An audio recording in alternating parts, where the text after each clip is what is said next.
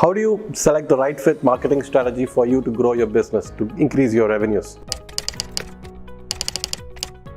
Hi, I'm Vinodh Ramakannan, founder and CEO of Spinta Digital, a marketing agency that helps businesses grow.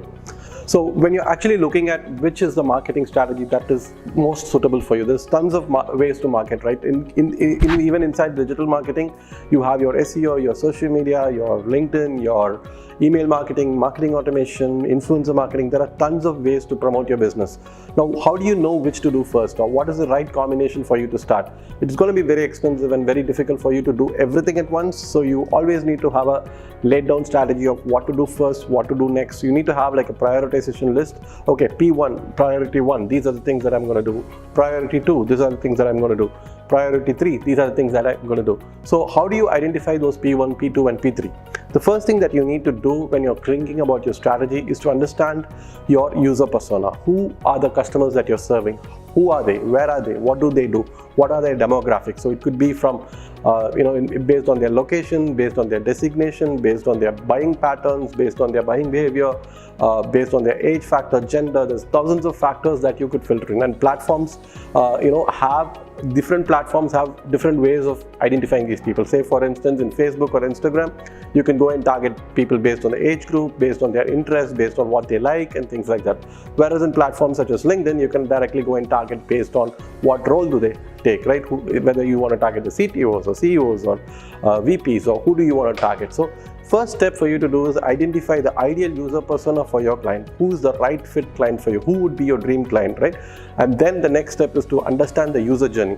What is that process that they do? What is the kind of touch points that they need for them to be able to buy your product?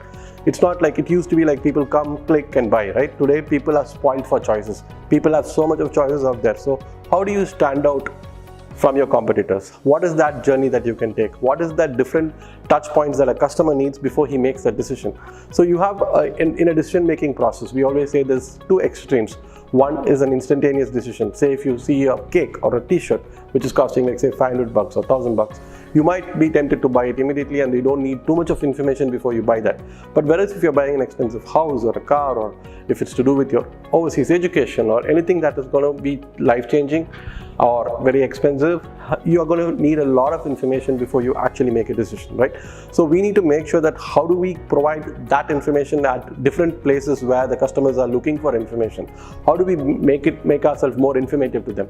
So that's very important for you before you even start your reach out to customers, right? Build that content platform, build those content buckets, build those areas of where you can provide them the information.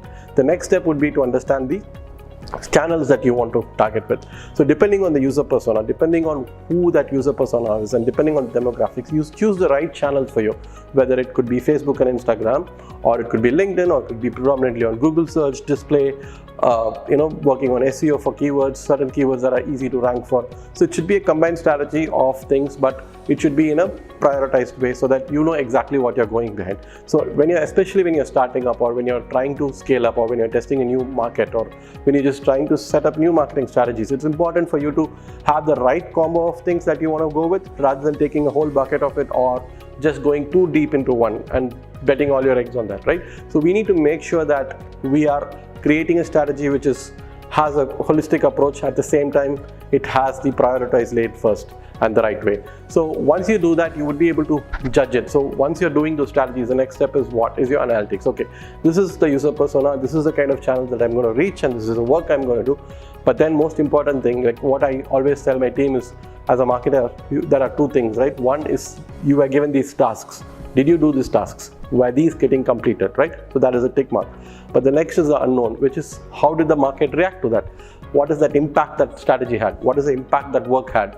So was that a successful campaign? Did it reach the desired goal, or where did it go wrong? How did it go wrong, right? What is the learning that you've got? What is that inference that you've got? So it's very important for you to do the extensive analytics to understand how it could have been better, or whether this was better, things like that. So it's very important for you to have a clear goal in mind, set a goal, like what is that you're trying to achieve. Even if you're posting in social media, why do you want to have a page in social media? Today, most of the companies we work with, a lot of them actually have a social media page, especially an Instagram page, basically to attract talent. They want to show their culture. They don't want to sell on Instagram. They want to show their culture, especially the B2B companies, right? So you need to understand your purpose. What is each of this platform, and what is your purpose on each of the platform? Who are you trying to attract to? How do you want to show yourself? Right, today people just don't buy commoditized products as much as they buy from who they buy from, why they buy it. So we need to make sure that you're having that holistic approach, and then per channel, per basis, have a clear goal on what you want to do in those channels, and what is that goal you have in those channels, and then strategize so that you can reach those goals. So all the best with all your marketing strategies, and all the best for your business to grow. Thank you so much.